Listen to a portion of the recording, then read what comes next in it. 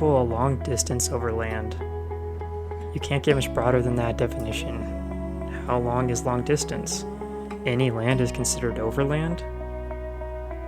But overlanding means so much more to me. It means to travel where others won't and can't travel, to see the unexplored, and to sometimes push myself and my vehicle to limits that are uncomfortable. Mostly, it means to enjoy the beauty of nature and love the journey. My name is Caleb, and welcome to FJ Journeys. So we just spent the day over here in Arches. It was pretty amazing. If you haven't been over down here in Utah, Moab area, Arches area, I'd highly recommend it. We're just camping right outside of Arches here. Tomorrow morning we're gonna hit the Rim Rocker Trail, which starts here in Moab, and it's gonna go all the way over to Montrose, Colorado. It's about 160 miles.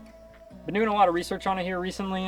It doesn't look like it's gonna be too hard. There's some water crossings, some shelves, some little rock obstacles, but it shouldn't be too bad. So still have the stock FJ and just only 31-inch tires, so we're gonna see how it goes. If we have time, once we reach Colorado, we're gonna head down south a little bit to head over Engineering Pass. We have about 2 weeks here where we've been traveling a little bit, so this is the last little tail end of our trip, and we're headed right back up to Idaho to start college up there and finish out our last year. The next morning, we were greeted by some wonderful views and headed our way onto the trail.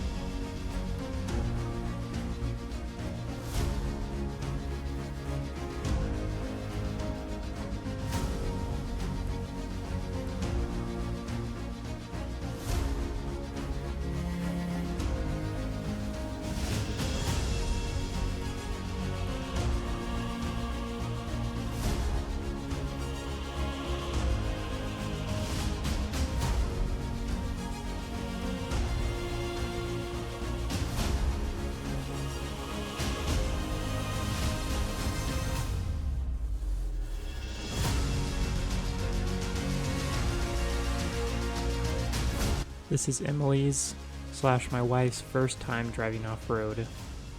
She didn't want to, but she finally got behind the wheel to drive some nice dirt roads.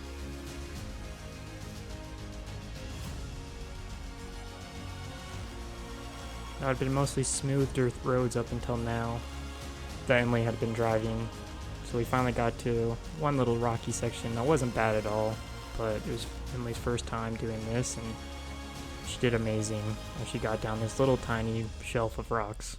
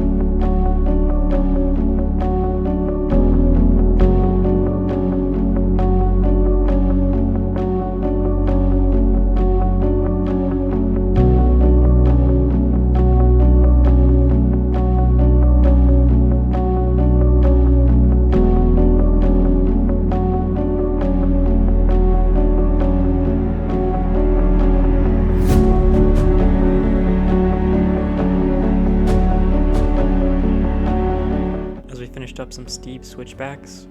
We found an awesome spot to have lunch. There was quite a lot of bugs here, so it was just a quick lunch, but it was some gorgeous views.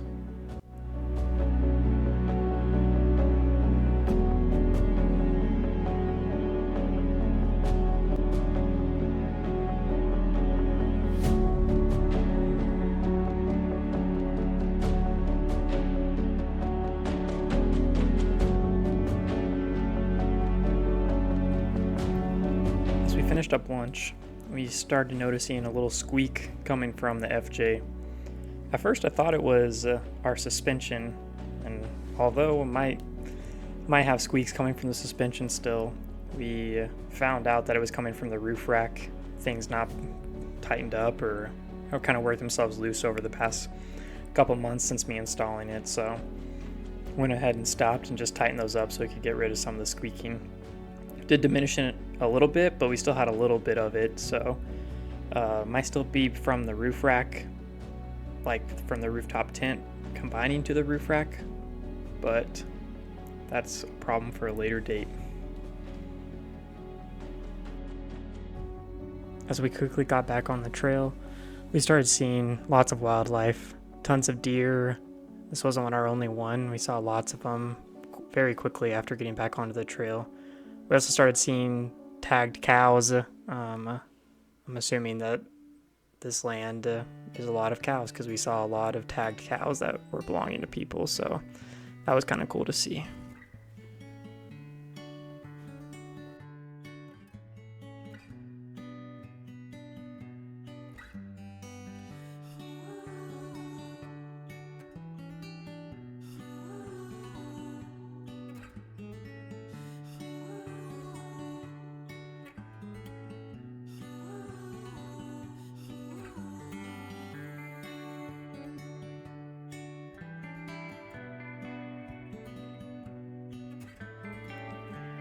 At around 4 or 5, after our first day, we passed by one of the most gorgeous camping spots that we've ever seen.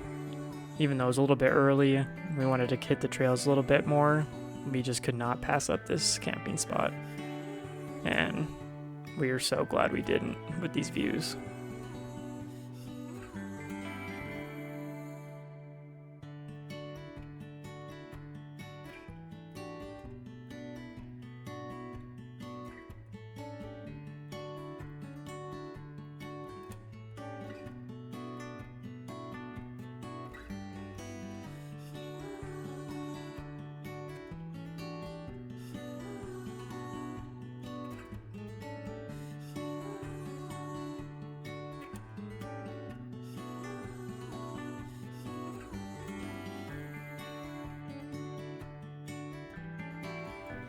As the day started to close out, we decided to go on a little walk/hike. Made some poor decisions by wearing chacos and ended up paying for it as I wasn't looking where I was walking. As you can see here, they're in pretty deep. I tried to pull it out myself, but I was not able to get the cactus out. Luckily, my wife was able to pull it out. It ended up raining all that night, and as we woke up the next morning, we knew this would be our last day on the trail, so we packed up as fast as we could and just ate a small breakfast and headed right back out onto the trail to see the last bit of Colorado that we'd go to.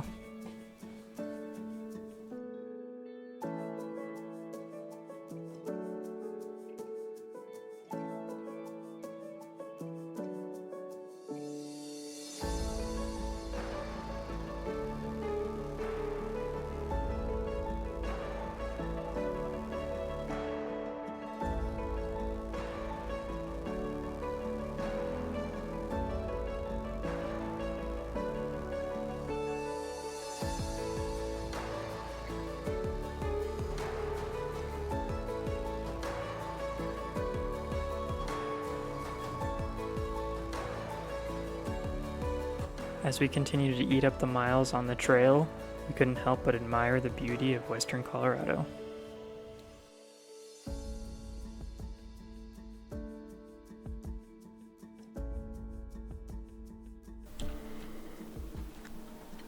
Just a little over halfway through the what? What's it called? About halfway through the Rim Rocker Trail over here in Colorado. Stop for lunch. Here's our view. It's gorgeous. We passed one other person on the trail this morning. that was it. Haven't seen anyone else since. But it's getting hot, but it feels good so far. Quickly, after lunch, we came across this very sketchy shack. You can't see it, but there's some old mattresses in there, and we were gonna get out and explore, but it was honestly just too creepy. I don't know about that.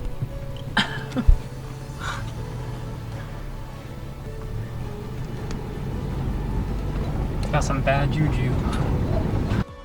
We quickly forgot about that sketchy shack and continued to admire the views as we neared the end of our trip.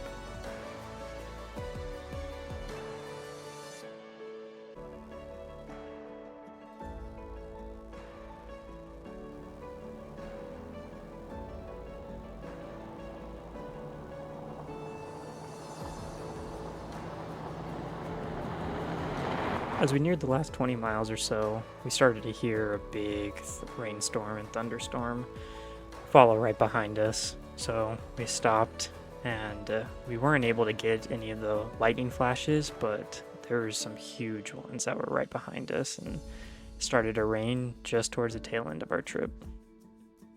This might not be the hardest trail that we have done or that anyone has done, but it is one of the longest ones we've ever done for me and my wife, and truly an experience that we will never forget. We're sitting here at the end of the Rimrocker Trail over here in Colorado. So it's 160 miles. You can see it's been raining off and on. You can see how dirty the FJ is. But yeah, it took us about 2 days to complete.